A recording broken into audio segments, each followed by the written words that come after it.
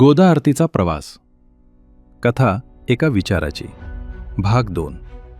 विचार जितका भव्य होता, आव्हान तितकंच मोठं होतं. भाग 1 मध्ये आपण गोदा आरतीचा संकल्प पाहिला, पण आता वेळ होती तो संकल्प सत्यात उतरवण्याची.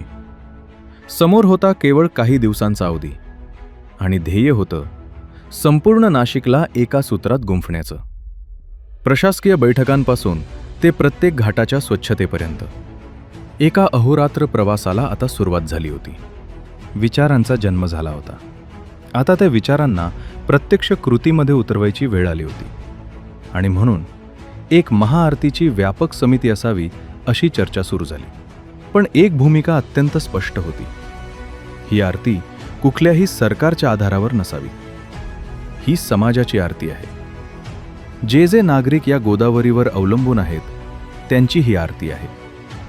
ही केवळ एका समाजाची नसावी, तर संपूर्ण समाजातील सर्व ज्ञाती, सर्व स्तरांची असावी. वसुधैव कुटुंबकम या भावनेने प्रेरित अशी ही आरती असावी. म्हणूनच एक व्यापक समिती स्थापन करण्याचा विचार झाला. समिती कशी असावी? ज्यांच्यामध्ये नैतिकता, संस्कार, समर्पण आणि आध्यात्मिक अधिष्ठान असेल अशी ही समिती सदस्यांची असावी.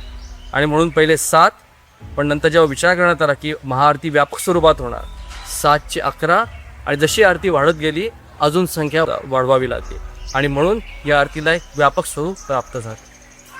कोणाकडून मदतीची अपेक्षा नव्हती, कारण ही आरती आपल्या समाजाने करायची होती. आपण सगळ्यांनी एकत्र येऊन करायची होती. काही कठोर, काही कडू निर्णय घ्यावे लागले, पण व्यक्तीपेक्षा कार्य मोठे असते, आणि त्या कार्याला समर्पित राहून आपण ही आरती सुरू केली. आणि अशा प्रकारे पहिल्या आरतीची जोरदार तयारी सुरू झाली.